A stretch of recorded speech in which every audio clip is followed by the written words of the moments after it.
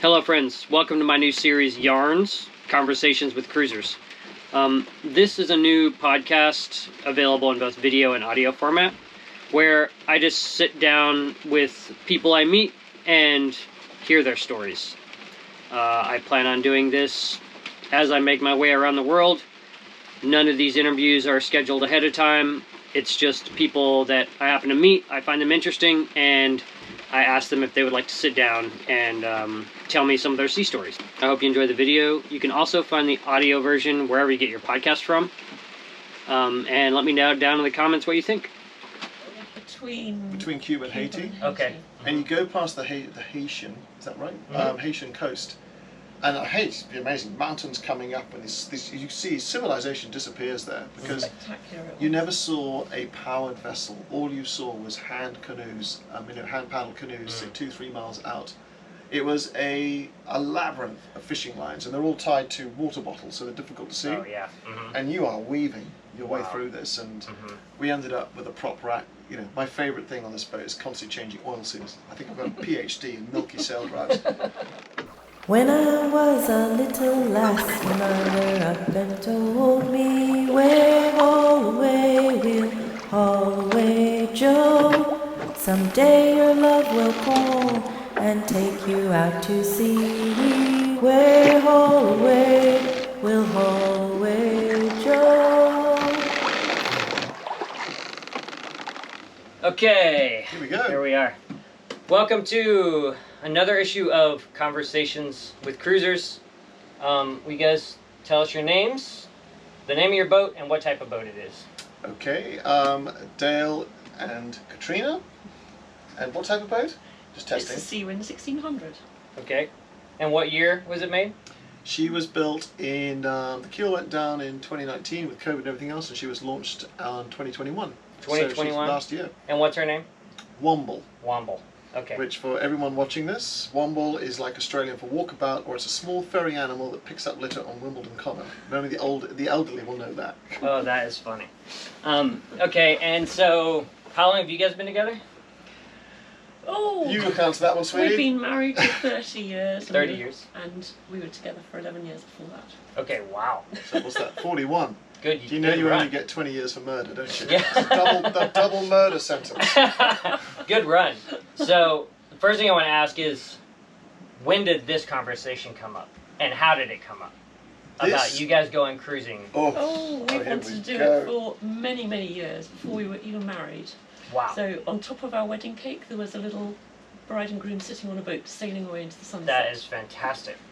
And 10 years before that, when we were both aged about 20, we were I was a sort of young lieutenant at the services. Tree was a midwife, training in London, and we'd wander around the Earl's Court, the London boat show, gazing up at these yachts going, one day, starry eyes. you know, but not able to afford a winch handle. Yeah. And so you guys are from the UK. Where in the UK? From Jersey in the Channel Islands. Okay. Tree's Channel Island born and bred. I, though you may not know this, James, from my accent, was born in Danville, Virginia, sir, raised in Atlanta, Georgia, There you go. and then lived in Colombia, and then came back to Jersey, where my grandparents were. So we are basically Channel Islanders. I think that's what we call ourselves now. Yeah. What were your parents English? My parents were English. Yeah, and yeah, so we're islanders, really. Yeah, cool. And then so, what was your boating background? If you were interested from that long ago, obviously. Yes, well, I did dinghy sailing when I was younger at school in Jersey, and then when I got together with Dale, the first boat we had was a Catamaran, a Warham 28. Warms are cool. Yeah, Yeah, I just got really turned on to those in French Polynesia. They're really neat. Yeah, they are very seaworthy. So we had one of those for a while and sailed it around the Channel Islands a bit before it met its untimely end on a reef after a Never lend your mooring Warham to a line friend. broke. Yeah. And I can't say much more because this might go wide and he might watch it. It's not. It broke its moorings and ran ashore. Oh, okay. But luckily, because the insurance company could see the moorings had broken at the base, then everyone coughed up quick.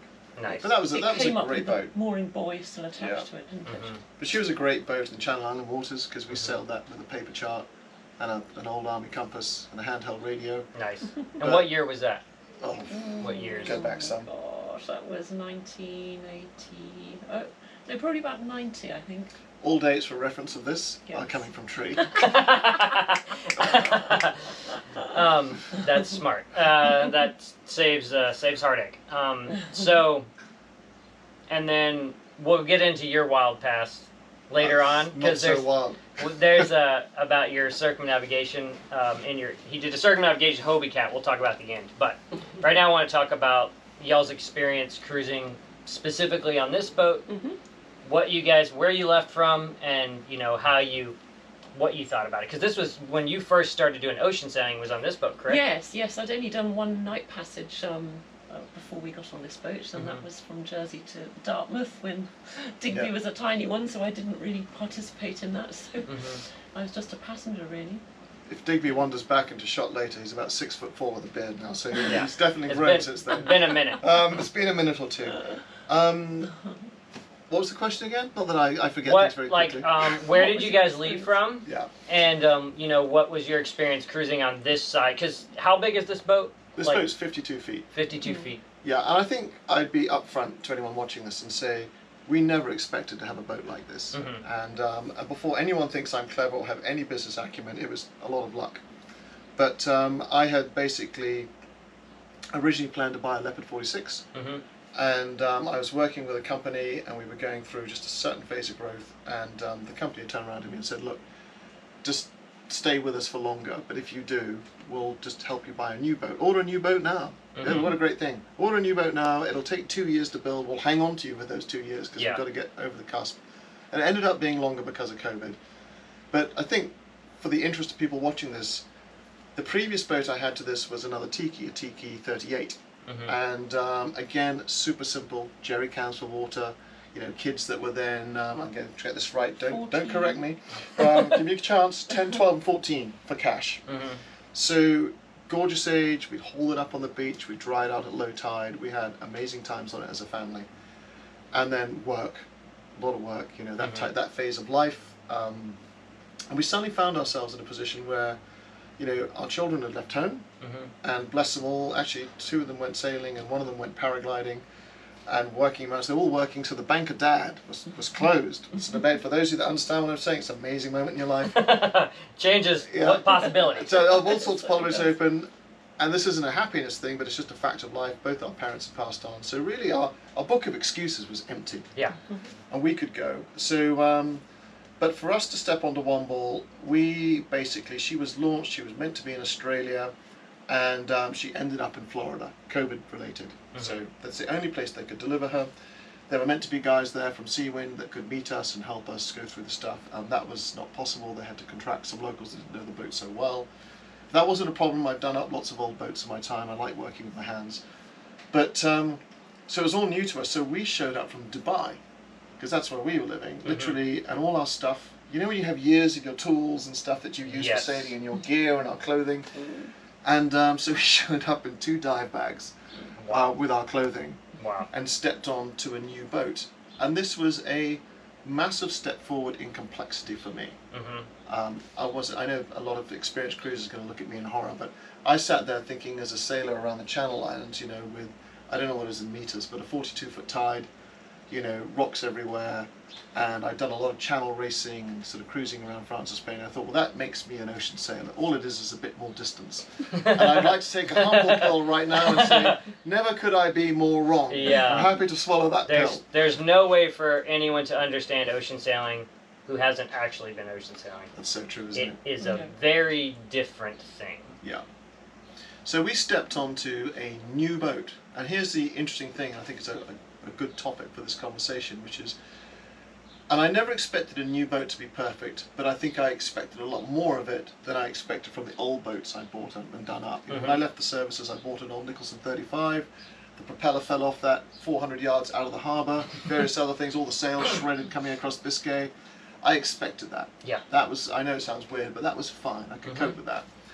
And it wasn't that the boat was at fault, it's just that I now understand that really before you take a boat ocean sailing, it needs to do some miles first. And the analogy I would use in this is you can't just buy a Land Rover and drive the deck, or drive it across Africa, across rough rocky terrain, it'll fall apart. Yeah. You have to do things to it, and you have to have the time to evolve that boat to take that continual use. And so that's the learning curve we went through on Womble, if I'm honest. Good learning curve. Yeah. And don't get me wrong, she's been an amazing sailing boat. That's one thing Seawind got really right. She sails well, and she motors well. I think later if we do a boat tour, I'll explain that in a bit more detail. For sure. But she's been a great boat, because the other thing is, where are you in life? Because you're having, I can't quite work out where you are yet, James. We probably will by the end of this. I can't either, so that's two of us. But, you know, when you're kind of in your 30s and 40s, well, you know, you're sort of pretty much, you're having an adventure, but you've probably got a bit more work to do afterwards. Yeah. We did a lot of local sailing as a family, enjoyed it, a lot of adventures, from sail back to power with young kids, up to ribs when they got bigger and could hang on. And all fantastic, but we're at the stage now where we've literally retired. Yeah. I'm very fortunate to do that. And so the other weirdest thing is we've been on board now for, what, a year and a half, and it's gone like that. Yeah. I look at the raft of photos we have, and It's crazy how fast it happens. I know. It is unreal. It's like, it's wild. So much adventure crammed in such a short space of time. Yeah, so you guys left Florida. Yep. We sailed up the east coast towards Charleston because it was the summer, so you couldn't go south at that point. And it was hot. Of hurricane Even the season. iguanas thought it was hot. It was hot and it was humid. Charleston was still hot and humid, but very beautiful, very exciting to arrive somewhere new by sea. That was my first experience of doing that, really. So that was fun, not to arrive by an airport and taxi into a new place. It was. It's so interesting, and even, or you're saying it was a new place for you, but yes, I remember having an experience where Monterey, California, I had been to countless times by car. I love it so many times. The first time I sailed in there was on a delivery in 2015. Really? And that town has been different to me ever since. It changed the experience for me because it's such an ancient way to arrive. Yes, exactly. And it is very, it's so different. I think that's very true, because I was brought up in Georgia as a kid, and it was so weird going back because the accent, the y'all, shrimp and grits, but a lot of stuff, country and western. I spent a lot of time in Bow Hickett while Tree was stuck due to COVID somewhere. But amazing when you're there by sea. The Seawind Islands, which I'd never seen before, were so beautiful. And going up the river and the tender and just seeing all the bald eagles feeding, and the dolphins strand feeding, when they literally they drive up the banks. They herd the fish, and they drive up the banks on their side and eat them off the banks, and they slide back off the mud back into the river. And all that life around you at sea was just amazing on the east coast of the States. I thought it was. I have so little experience there. That's like, I didn't even know there were dolphins in Georgia. You know? So it's like fascinating. And the characters you meet. Oh, yeah. I love the ICW crew. They sit there, and they've obviously been in this beautiful piece of inland waterway that stays in shelter. And Womble doesn't fit in that, so wherever we went, we had to go outside. Right. And then you'd meet the locals. They say, "Oh man, have you been outside?" Yeah. And you'd be going, "Well, it's the only way we can." So, "Well, what was it like?" Yeah, exactly. It was just, they were great. So then you guys went up there, and then when did you end up in the Caribbean? We came back down towards Palm Beach for the end of November, and then headed out towards the Bahamas. So we didn't actually go to the. We haven't done the Caribbean yet. So you did Bahamas. We spent winter in the Bahamas. And then you went straight to the canal. Or? And then we went straight to Panama. Yes, yeah. We were kind of running out of time, weren't we? That's the tricky thing. Yes. Cyclone season, the great clock. It's always there's always something, isn't there? Yes. You think, I'm going to take it easy, and you're suddenly looking at your month rather than the time. It's hilarious, isn't it, sailing? You worry more about months than you do about days. For sure. We came down, and good passage to Panama, and into Linton, wasn't it, to start with? Linton Bay, yes. Which is, that's a good start in terms of, you do feel like you've arrived. You talk about, I like to think about arriving at sea. When you arrive in Linton, and it's all surrounded by this lush green forest. I do remember this as a islands surrounded with sort of lush forest, like blobs of forest on islands. As you came in, you really felt like you were arriving somewhere very, very different, especially after the Bahamas that was so flat and arid. Just sand yes, exactly. And after water, you know, even if you go into a port in the Bahamas, you either get RO water, which you have to then, reverse osmosis, desalinated water, which you have to pay for like 50 cents a gallon. Or you get brackish water, which frankly would be better off sipping from the sea. Yeah. And I remember washing my decks once because I just thought, oh, I found this hose. And I just basically sprayed the entire boat with salt. And I had to wait for the next rare rain shower to sort that out. But, and then you get to Panama, it's just like the water's free. But don't worry about it because it'll be pouring rain in 10 minutes anyway. Yeah. And the howler monkeys. Wow. This massive just whooping that goes on, you know, across the whole sort of forest around you. Yeah, it's a great noise. Crazy. And then, so how many days did it take you to get from the Bahamas to Panama? About 8 days. 8 days. And then did you go, what was the route? Above Cuba or below? We went between Cuba and Haiti. Okay. And you go past the Haitian, is that right? Haitian coast. And Haiti's amazing. Mountains coming up, and you see civilization disappears there because you never saw a powered vessel. All you saw was hand canoes, hand paddle canoes, say 2-3 miles out. It was a labyrinth of fishing lines, and they're all tied to water bottles, so they're difficult to see. Oh yeah. And you are weaving your way through this, and we ended up with a prop rack. You know, my favourite thing on this boat is constantly changing oil seals. I think I've got a PhD in milky sail drives. But, you know, the line wraps around, compresses the oil seal, and away you go. Yeah. But yeah, we did another line wrap, several line wraps there, getting over the back, you know. The old rope cutter doing its best, but not keeping up. Right. And then on that passage, was it just you two, or did you have the crew? We had some friends from back home. Okay. Buddy of mine, the guy I sailed around Britain with on the Hobie Cat, came out. It must be so hard to see stuff too, because you're so high and this boat's so big. Yeah. Like if you're at the helm without having someone just sitting forward all the time. Oh yeah, we were on the bow watching out for these water. Yeah. I mean, they were just little clumps of water, 500 ml water bottles. I mean, you know, that's quite difficult to see, even if there's a bunch of them. And it was dawn, so but beautiful. You had to be careful. I mean, beautiful. It looked. I mean, just the countryside was amazing. Yeah. We cut down from there. Good run. It's quite interesting. I didn't realise, to about local knowledge, but you know, obviously between Haiti and Cuba, you've got all the currents funneling up, so you get a real wind on tide there if you're not careful. So you've got to judge that. And then we came through and bore off and went down to Panama, which was a nice passage. Just cranked our way in there, and then went down to the San Blas Islands, which is supposed to be fantastic. Yeah, do you know what? I've got mixed feelings about it. I think it is after the Bahamas and everything else, and maybe the weather wasn't so good we were there, but I think they have real challenges. This is a totally different subject you and I could spend hours on, James, but if you look at the fact they've got nowhere to put their rubbish, and they're relying on the cruisers, and it gets a bit crowded, there is a lot, you know, just a lot of sea littering everywhere. Do they not burn their trash there? To be fair, I don't think it's all them. I think no, it's not all probably brings it in That's as well. A very but good point. You see these beautiful islands, and the closer you get, underneath on the tide line, underneath the trees, just full of plastic. That's a really fair point. I take that back, which is, you're right. What I meant by that is the infrastructure to clean it up. And later on in our voyage, you know, you met this lovely girl. In fact, she just reached out and reminded me, Hillary. And they were responsible for putting together infrastructure projects in areas of the Pacific to deal with this whole thing of litter and plastic. Because why do the locals have any incentive to get rid of this stuff? It's not theirs. Yep. It's just shown up on their doorstep. And it never stops. No, it's just incessant. It's endless. And then why can they be bothered to clean up if they've just got this happening? They'll just chuck their rubbish on top of it. Yeah, and we were warned not to give the locals our rubbish. Sometimes you'd pay them $10 to take your rubbish away, and they'd go and dump it in the sea. That's an interesting thing, right? Because then you're like, at first thought, you're like, oh, this is good. I'm helping the local economy. Yes, exactly. And then you realise they're just the grander scheme is it's doing more harm than good.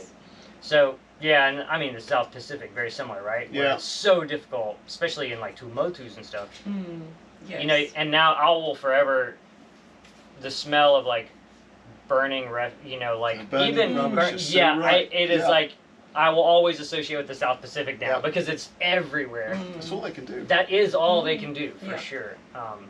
So you guys got to Panama, got through, and so that was that was your first big passage then, right? Yes, From the Bahamas it was. to Panama. Yeah. And but then you guys did you go to Galapagos? We did. We bumped into, it's weird how these things happen, but a guy I met who was he was a sailing instructor in the Bahamas. But you know when you just meet a good guy, full of characters, we were just talking by the boat, and he was saying, when I finish this, I'm going to take a bit of time for me. And Jack, Jack, if you see this, hi, and Etta, his girlfriend. But you couldn't meet a nicer pair of young folk, just, you know, there for adventure. Etta had been doing some med skippering in Croatia. Skippering in the Med in Croatia, I'll get my words out in the right order. And Jack had been teaching the Bahamas, proper Aussie. She was hilariously Croatian, but just two lovely souls.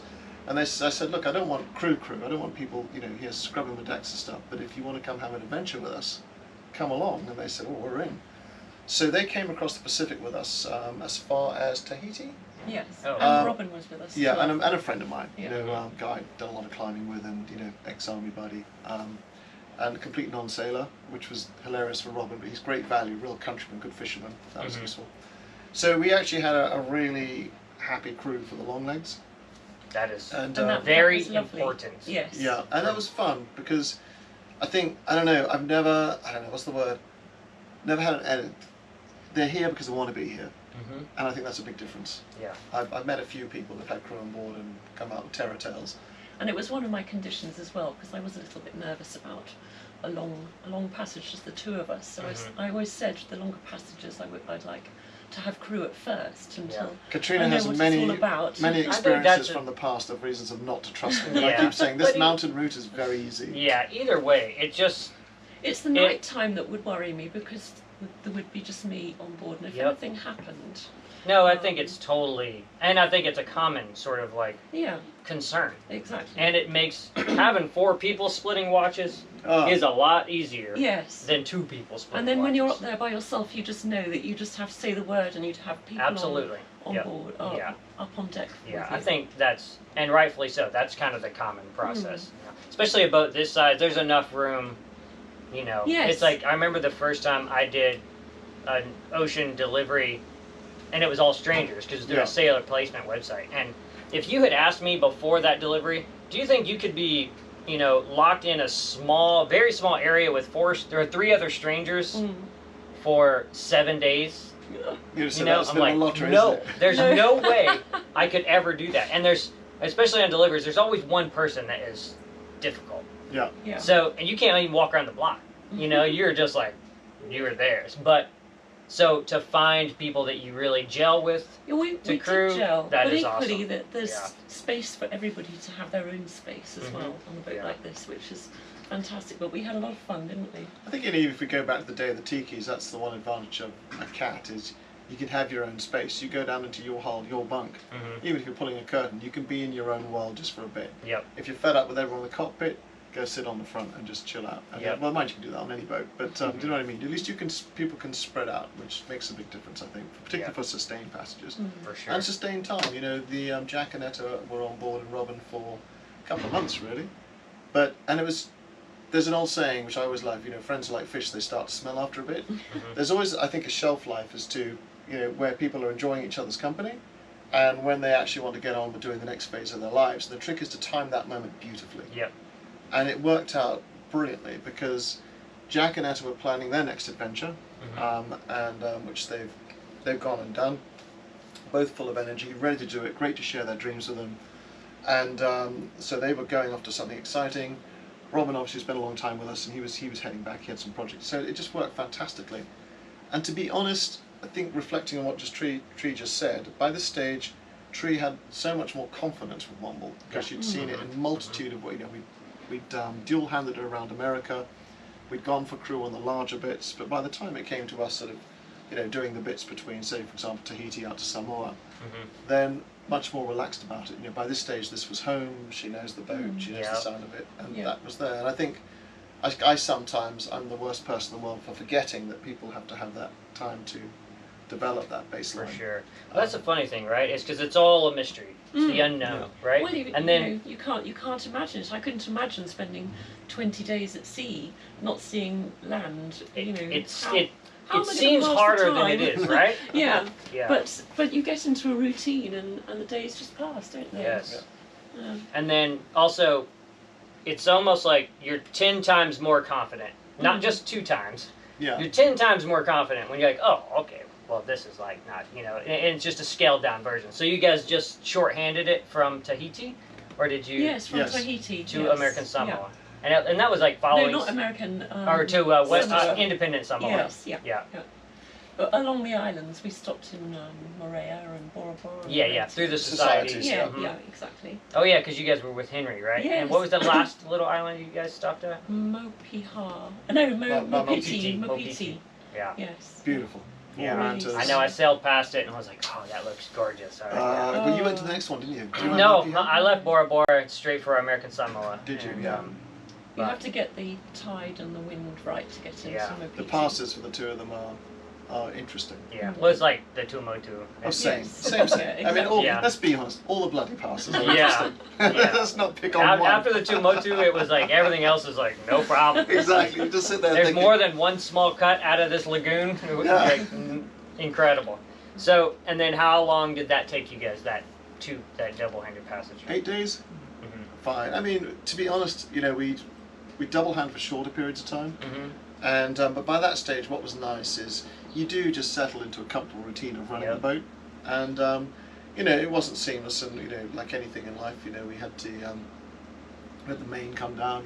She ended up we ended up with me going up the mast in 3-meter seas and tree on the end of that, wasn't fun. which she wasn't happy about. But there's a lot of movement up top, even on a boat this wide. Yes, if I hadn't been a climber and I hadn't had my climbing gear and tapes with me to keep me close to the mast, I wouldn't have done it. Yeah. But and as it was for me, in my background, I was comfortable with it, but it wasn't bloody comfortable. I came down bruised, and, but at least we got what we needed to do. And then having done the great manly thing of rescuing it and getting it all sorted out, fixing it, it just fell down again. So at that point, I went, sod it. And then I just thought, sod this, and I secured the main. And then I realised that our loss of speed just under headsail, and we then sort of just started goose winging it, was only about half a knot. So I just sat there thinking, what the hell was I doing in the first place? Yeah. I just wanted everything working, you know how it is. Yeah, totally, for sure. But anyway, so be it. And then what was the repair that sent you up top? Purely. The first time was to retrieve the halyard because the headboard had let go, so the halyard was still up there. And then the second With the time, headboard? The headboard came down and the halyard stayed at the top. The eye at the top blew. Wow. And the thing is actually it's I now realise it's quite a common thing, and they've changed the design now so they get the webbing straps, because on most sails now, if you look at the head, without making this technical and boring, they'll have a hugely heavy duty ring, but they'll run all the straps up to that ring. Yeah. Whereas what they did in this particular case is they put an aluminium headboard up there with an eye in it and 5 mil of aluminium above the eye. Oh yeah. So of course that can take so much. It's just metal fatigue is a real thing. So also that's a year and a half of it. The other thing, coming back to the original point of taking a new boat,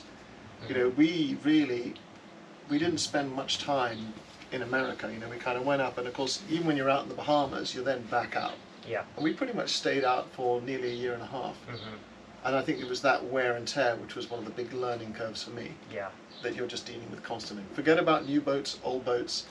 Whatever system you have on the boat, it's going to chafe, wear, break. If it's not strong enough, the ocean will find it.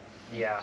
And so that's the thing me and Dale have spoken about, which I think is really important. Yeah, really important in this context, and to show the viewers, is my boat.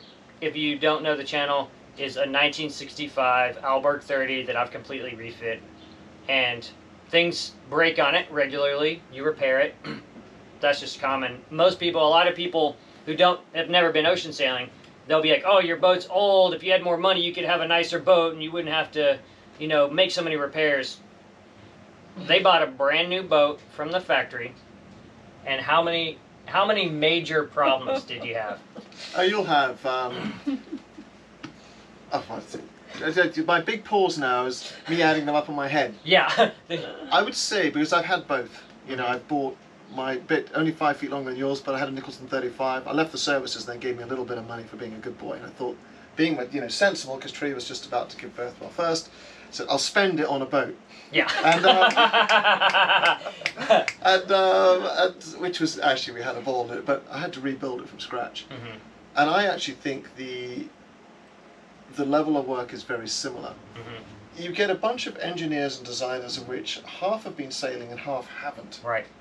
And the other interesting thing, I think maybe on some boats it's slightly different, because this was hull number 6 or 7. So how many of them have actually done long distance ocean sailing? Right. That's the other thing. So we've probably put 3 or 4 years of wear onto a boat in the last year and a half. Yep. That most normal ones would have. So we had two things. One was just what I call simple electronics, and this is where I fall on my weakest skill, because people are throwing B&G systems in here. You know what it's like. They're on a circuit, and if one part of the circuit doesn't talk to the other, it sends you a signal. And those with a PhD in electronics will love this sort of stuff. Me, I just sit there going, would someone just tell me where I am, what direction I'm heading, and how deep it is? Please, I really couldn't give a shit about anything else. Exactly. But that's where Jack and Etta were amazing. Particularly Etta, she was doing a degree in geodesic thermophysics somethings, I don't know, blew my mind, whatever it was.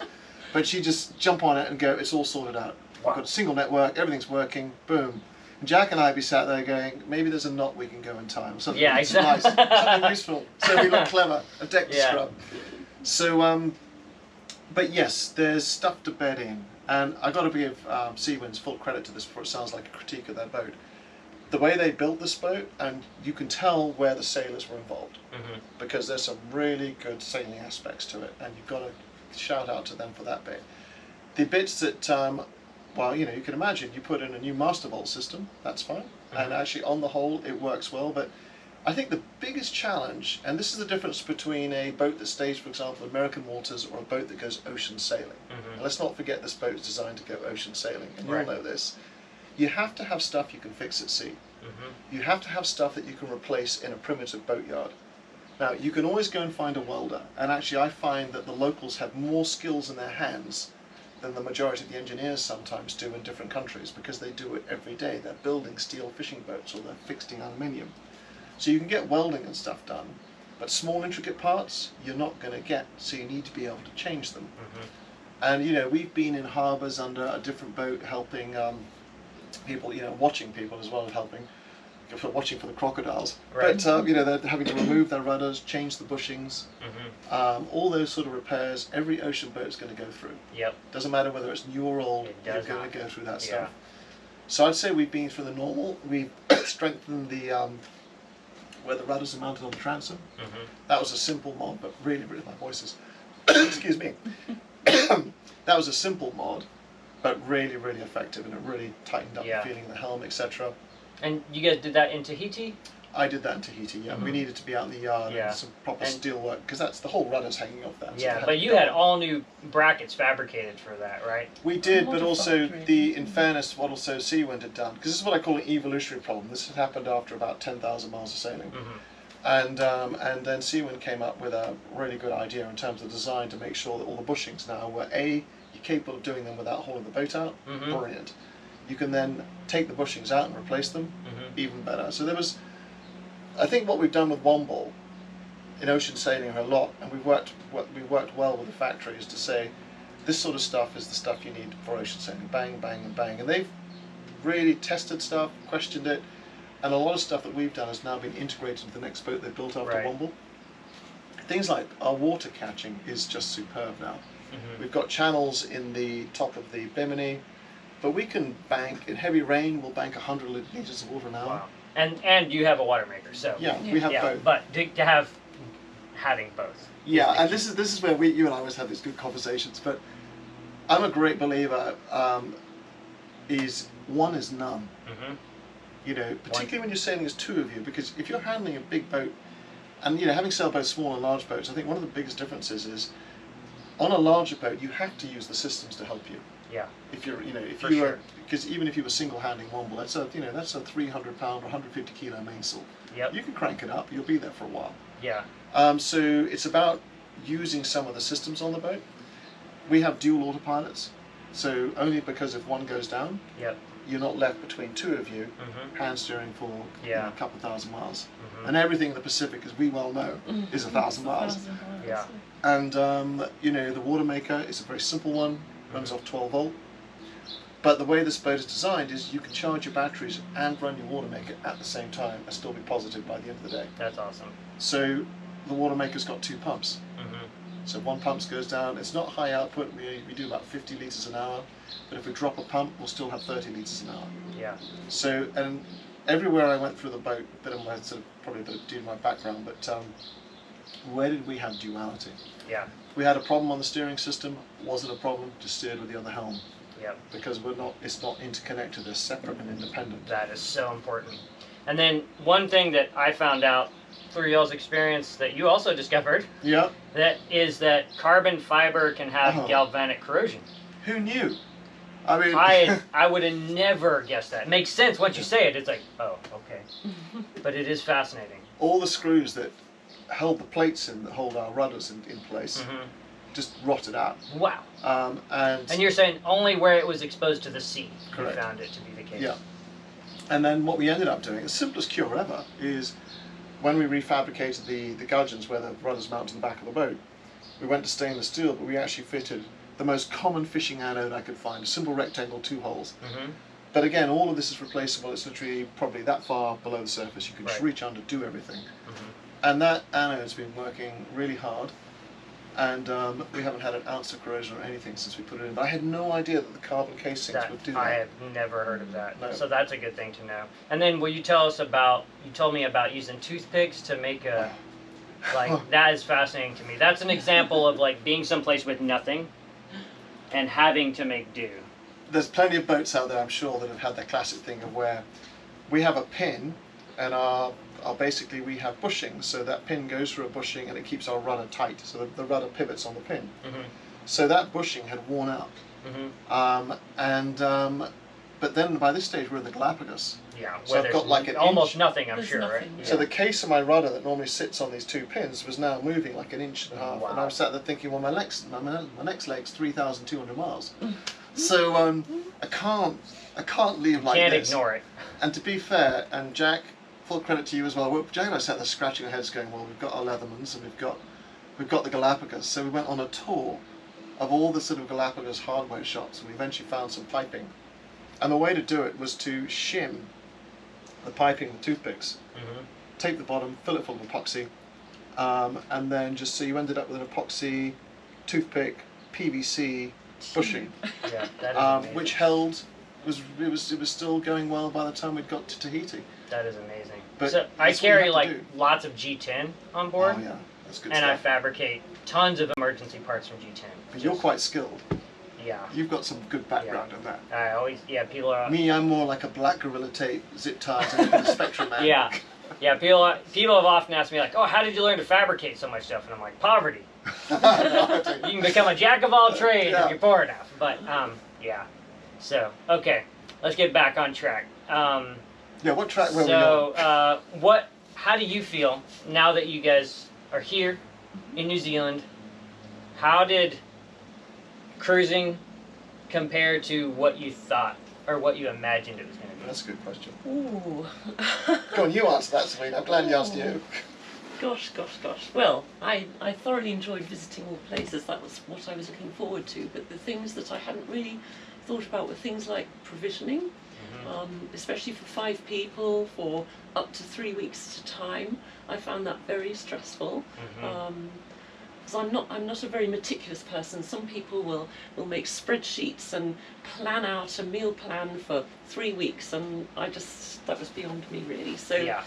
But I had Robin, Dale's friend, who is also like-minded with me, and we would spend hours in the supermarket just deciding what we were going to buy. If I'd gone with Dale, we would have scooted around in an hour, and he would have put in things like chili sauce and mustard. I would like to point out that there would have been a lot of essential stuff in that basket. A lot of essential condiments on board. Like instant noodles. But I could have lots of, chats with Robin and decisions about all sorts of things that he would never have had. I did a lot of expeditions with Robin, and one of the reasons he was on this boat, he's the most meticulous planner. He's great, he really is. And, So yeah, I think in the time leading up to our departure, we must have gone to the supermarket 3 times and came home with like just cartloads of food that we then and then just packing it all into small spaces. That's where Etta was really great, because she'd obviously sort of provisioned boats for weeks away at sea, so she was really good at maximising the use of fridges and things like that, and stuffing far more in than I could have ever imagined possible. And then remembering where everything is. And remembering where everything that is. is sometimes exactly, the hardest part. It's yeah. Still And a then surprise. things like fruit and vegetables, you need to buy it from local markets where it's not refrigerated, and then it lasts a lot longer, not being in the refrigerator. And you learn all these tricks of the trade. And eggs, if you buy them non-refrigerated, you can leave them out. If you buy them refrigerated, then they need to be in the refrigerator. Yeah. And we've only got 2 small fridges, which, you know, if you stuff them full of that sort of thing, you haven't got room for the stuff that really needs refrigerating. Yeah. So It's also amazing how quickly bread goes like yes, at well, sea. we It's made like moldy bread. like that. Yes, we made our own bread. Making bread is the key. Which is great fun. Yeah, we had lots of fun bread making. In Tahiti, I found tinned butter, which is another really great thing that you don't then have to store in the fridge, and you could just keep that in the bilges. And Have you ever used ghee? no, You can also ghee. ghee is like butter, but you can just keep it in the cabinet. Outside. Oh, okay. Yeah. I never used that. Yeah, but and then did you guys go to the Tumo too? Yes, yes. So like I think we were speaking about this, like provisioning there. Oh, that was very difficult. Yes, yes. You know, at least it's not definitely. too far from Tahiti. There but are still, little, it's there are like- little shops, but if the boat hasn't been in, then there's Yep. literally nothing. But it was the same as that in the Bahamas as well, actually. Oh, okay. So you're already used to that. Yes, so. we were kind of used to going into a shop and finding one mouldy potato and a wrinkled up apple. Yeah, and then I always felt I didn't want to take away from the locals because that's all they Well, have, yes, right? exactly. So I would buy small amounts at each little shop I went to, but it's easier for me because I'm solo. Yes. But with that many crew, it must have been a real challenge. We weren't too bad actually, because one of the again, Jack and Etta were vegetarian. Okay. Terrible vegetarians, I might add, because they're so Jack's like, God, I love bacon, still my bacon. But we were pretty. I don't know if we were lucky or whether we just had the right lure, but we would catch fish, and so you know, a decent mahi or a skipjack or something like that that'd keep us going for quite a while. And we do a lot of curries, and we did a lot of and I can flip either way. I'm really not wedded to being, you know, a carnivore. I'm quite happy, and but we had some really gorgeous vegetarian food, so we didn't have to constantly go for anything exotic. Right. And then we ended up with quite a few foodies on the boat between, you know, but so we ate well. Yeah. But we didn't need to get anything particularly fancy to eat. Now, how did you work the cooking and cleaning chores schedule with crew? Did you guys have a sort of set up schedule where everybody switched off? Because I've been on boats that did different things. We kind of did it by ear, I would say. Jack and Etta and myself shared the cooking, basically. Yes, they did. But then everybody was very good at tidying up afterwards. Yeah. Tidying up was a mutual thing, and then Tree and I joke about it. We break the boat down to pink and blue jobs, but Tree seems to be creeping into the blue jobs as she gets more and more competent. Yeah, I But, saw her polishing when you guys were on yeah, the hard exactly. day. No, she's brilliant at. What she does, she starts a job. It puts me to shame because I can suddenly hear her tapping at something in the engine bay, and I'm thinking, I can't have that. She's in my space. That's just completely. That's just emasculating. And so I'll sit there, I'll go there, I'll chuck her out, and I'll do whatever job needs doing. Yeah. But no, we do split it up. Tree, you know, maybe it's the ex-nurse in you, but she keeps the boat hygienic, which is more than a boy normally does. Yeah, for sure. Particularly Henry. If you can hear this, Henry, particularly Henry. We love you, Henry. But.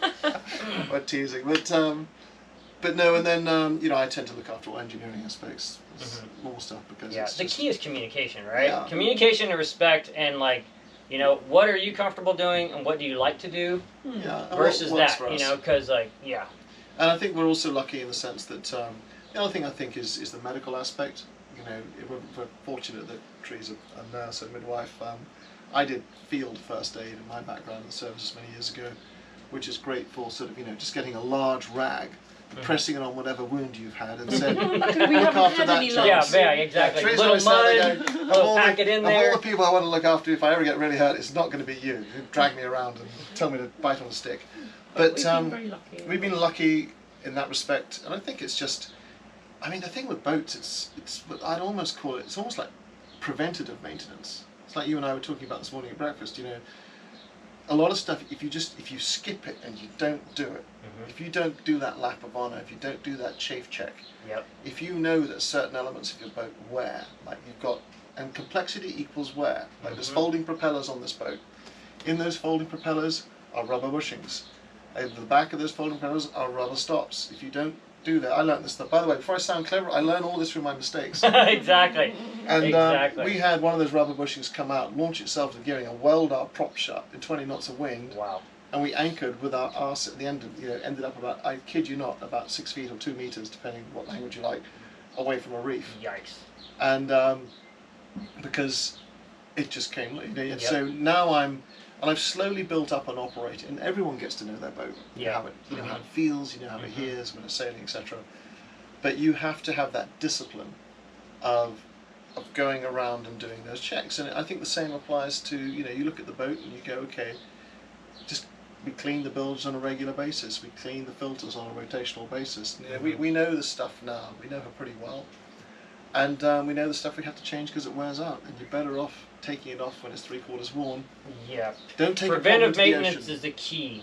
That's the way I'd put it, James. Yep. Never take a problem into the ocean, because the Yep. moment you do, it's going to bite you in the ass. Yep. Always does. And if you ask yourself the question, it means you should have already dealt with it. No, how many times have we It's done just like it? reefing. It's like, should I reef? You should have already reefed. Yeah. If you literally think that thought, you need to get up right now. I know there's one line that's worn on the starboard dagger board, and I know I need to rerun it. And actually, after this, that's just for having this chat, I'm bloody well changing it, because I know it's got to be done. I've just been lazy.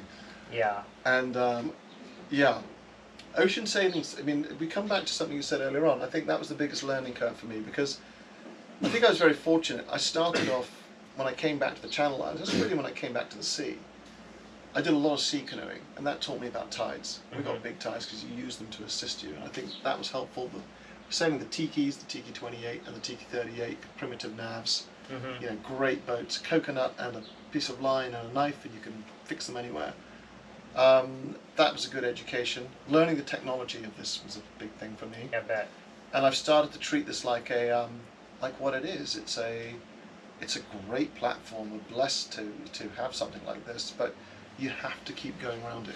Yeah. You cannot avoid the drills. For sure. know. And you guys are planning on selling this after this stint in New Zealand? Is that correct? I'm the most relaxed salesman ever. So if anyone's looking at this thinking there's a bargain, the challenge is I'm going to Fiji next year, and I know this is an ocean-going boat, and my previous boat to this was a 21-foot Drascombe longboat. Anyone wants to look that up? It's an open boat, Shackleton type stuff. There you go.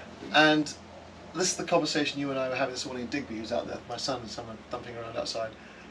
We're saying, around these waters in these islands, I'm going somewhere today to meet a friend, and my passage is 8 miles. Can't imagine I'm about to do a passage of 8 miles in Womble. I was just trying to work out I know, what I'm going to do. your engine will be barely warmed up.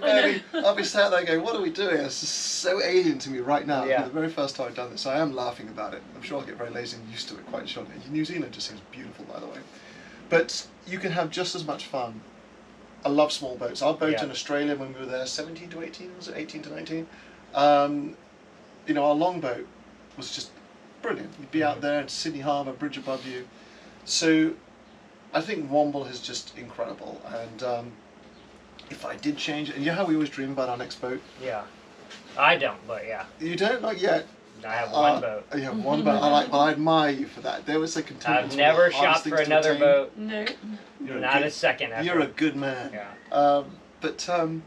I quite fancy. I was originally going to get an aluminium boat and go north into the northern latitudes. That's if money was no object. If I was a millionaire, I would have KN build me a high latitudes boat, and that's what I would do. Yeah. The Arctic or the Antarctic, or both. Yeah. I've worked up in Norway, and I've done some. I just think that I used to do a lot of climbing a long time ago, but just to go up into those regions, I think would just be an amazing adventure when I'm still old enough to sort of, put one foot in front of the other. And so that appeals enormously. So if I had a strategic golden vision, I'm in no rush, by the way.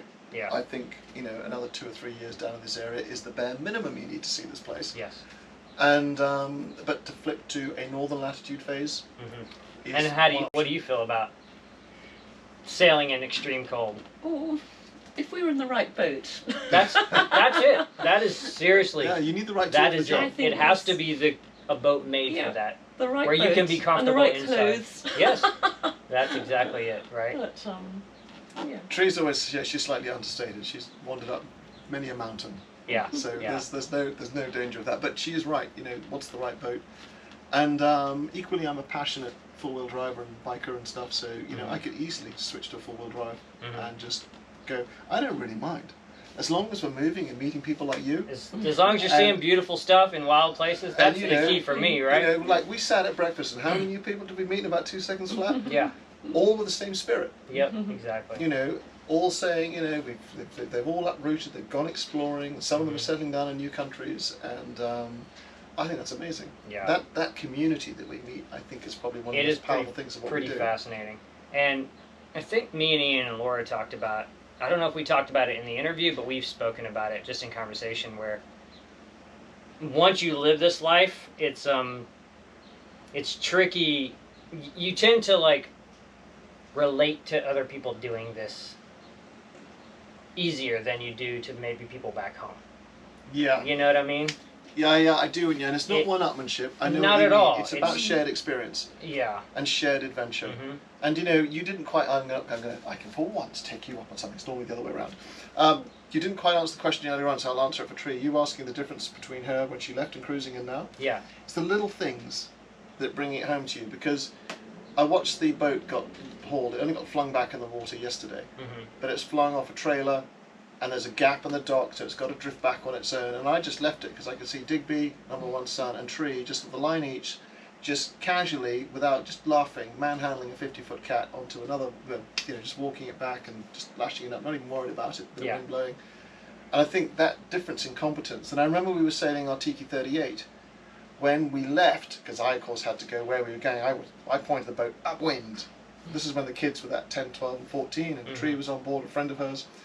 I was the only person on that boat not puking off the back, because I beat my way up in a 4-6 directly north, because I wanted to go north. Yeah. And I rapidly realised if this adventure was going to last more than, you know, a second, let alone the few months I planned. So I'd spun around, I went downwind, I beached the boat on the beach, and slowed the whole thing down. Fast forward a month and a half, 2 months, we're coming back to Jersey, downwind, 4, 6, 7, 30 knots, spinnaker up, Tree and number two son Theo, who's probably, what, 12 at that point, killing themselves laughing, the spray soaking them. The boat's railing along at 14 knots, which was probably not designed to do. The Tikis aren't, I mean, anyway. Yeah, it was like running downhill. Loved it, it wasn't a problem. They're quite bulletproof, those little things. And yeah, so, and I'd say the same now. If I look at your confidence around the boat and the way we sail her, you know, just handle her. Yeah. That's another thing. What you said earlier on, if you stretch people, they never quite go back to the original shape. Yep. I've always said that, you know, and they don't like it sometimes. Yeah. You know, it's a bit like if you chuck a dog into a cold swimming pool, it comes out with his eyes bulging, but once you let it out, it's running around the lawn like mad. People can say, that's a terrible idea, where'd you come up with that? But you don't come back to your original shape, and you have to go through adversity to get that stretch. Yeah. You can't be comfortable. I was laughing about that with a friend on the phone last night, because I'm anchored in with 2 feet of water under my keel right now. I hope that's at low tide. At low tide, 2 feet of water, and less than 2 feet when I drove out, and I was laughing. But if you had told me when I first started sailing on my own boat and anchoring out around Southern California, they're like, someday you're going to be anchored in with 2 feet of water in your keel. I've been like, there's no way I would ever do that. That is irresponsible. You know, and now it's like, it's a mud bottom. Yeah, it'll touch. I have, you know, it's like, yeah. So it is funny where your comfort zone changes dramatically. We had that when we first arrived in the Bahamas, and it was sort of 6 feet of water, and it was like, oh my goodness. Right. And then when we arrived in French Polynesia, and it was how deep? 30 feet of water. It was like, what? We can't see the anchor? Exactly. How are we you gonna just have to recalibrate your brain, don't you? You really do. Yeah, for sure. And I mean, I haul up by hand, so I'm like, it's going to take me 3 overhands. Okay, my anchor's up. Let's go. But it is funny, like how your perspective in some places, changes. we could jump off the back and you'd be up to here and what? Yeah, exactly. Especially a boat like this, right? That doesn't draw anything. Yeah, we draw, what, 2.5 feet? Wow. With the rudders up. Crazy. It is crazy, isn't it? It's is ridiculous. Wild. Yeah. But they say 2.5 feet. The truth is, you need waist deep. Waist but deep's the fine. interesting thing about this boat is, like, if you bring your rudders up, you could still steer with your tractor driver. Yeah. Yeah. So that's cool. We used to park up in the most gorgeous places, particularly in the Bahamas where everything's shallow. And you'd see charter boats would look at you and go, man, look at where they are. And you'd see them coming straight at you and just go. Yep. I watched one in off of Taha. do that. I was like, what are they doing? I'm like, oh, and they just sat there all night. Yeah. Not big tides, are they? You want to get it. You definitely want to get at the right tide. Yeah. No, it's all good. It's no. Honestly, I would say that the whole, and but you're coming back to your original question on this. The whole going ocean sailing piece. It has been. It's like anything in life, isn't it? The highs are super high, and the lows are super low. But if you ask yourself at the end of it, as you sit here in New Zealand, it's been the most incredible adventure. And let me rephrase it. It's been the start of the most incredible adventure. Exactly. It's the new baseline. And then the argument you were having, not argument, but a vigorous discussion you and I were having about old versus new and everything else. I think where we ended up agreeing vigorously as well is well, it doesn't matter what boat you take to sea, it's going to take you a year plus. Here's the really good news. Listen to this bit. This is important. A year to year and a half, I reckon, it'll take you minimal to bed your boat down to be a solid blue water cruiser. Absolutely. Even if it's brand new, out of the factory, because people without that experience will think, okay, I'm just going to spend twice as much on a brand new boat, and then I don't have to think about repairs for a decade. Oh, if you find that boat, by the way, if you find that boat, buy shares in that factory. Unfortunately, that's not how things work. And, actually a refit boat is far sturdier than a factory new, because you've replaced it with the best stuff versus you've now raised a really good topic. I would turn around to anyone looking for an ocean going boat and say, actually, where we're sat now, when you get boats that have actually come this far, and the first thing that happens when people get here, you suddenly meet really good because New Zealand's like the capital of sailing. All the spares are here. The spares I needed for my props were here overnight. Wow. Because we hauled yesterday. I wouldn't say day before yesterday, and we sailed yesterday. One night, just everything was here, and so everyone now takes all the lessons they've learned, and they rebuild their boats and they reinforce all the parts that were giving the problems, because they can't sell them with their sails ripped and everything else like that, or rigging stretched. So look for a boat that's actually, particularly if you're buying second hand, look for a boat that's gone ocean sailing. And then find someone that's ocean sailed, that's not involved in the sail, that's just a friend or someone you know, and go over it with them and let them ask the questions. Because that's the way to do it. So much. That is so very true. And it's like, the other thing is, like, whenever I do sea trials, but I had a lot of experience before I had my boat and started refitting. But anytime I do sea trials on major repairs of my boat, I go out in 30 knots. I go out in 25 knots of wind, locally, coastally, and it's terrible. But that kind of stress, you're not going to find anything out on a beautiful day sail. No. You need to stress that boat on your sea trial. I don't know. I think I'm going to do a new trial, my 8-mile passage. What have we got there? You're about to. You're going to sea trial all your new bushings. Two knots of winds outside and a blue sky. So, all right, let's button it up, and then we're going to do a little boat tour real quick to see this boat that is about, you could fit probably 4 of my boats on this boat. And so thanks so much for sitting down and having a conversation with me. There's a lot of valuable information for the viewers, and let's look at your beautiful boat. We can do that as soon as you want. To see a complete boat tour of SV Womble, head over to their YouTube channel, where we've made a 20-minute video showing you the deck and down below. Want to give a big thanks to my guest for joining me for this episode of Yarns, Conversation with Cruisers. The intro and outro songs are sung by Satya, with the lyrics to the old tune rewritten by myself, James Frederick. You can find any relevant links for the guests in the description of this video. Thanks for watching. Make sure you subscribe so you don't miss any future episodes. When I was a little lass, my mother up and told me, "Way, haul away, we'll haul away, Joe. Someday your love will call and take you out to sea. Way, haul away, we'll haul away, Joe. The storms will rise and waves shall fall, and new lands you shall see. Way, haul away, we'll haul away, Joe. The richest boy will be the stories that you bring me. Way, haul away, we'll haul away together. Way, haul away, we'll haul away, Joe. Way,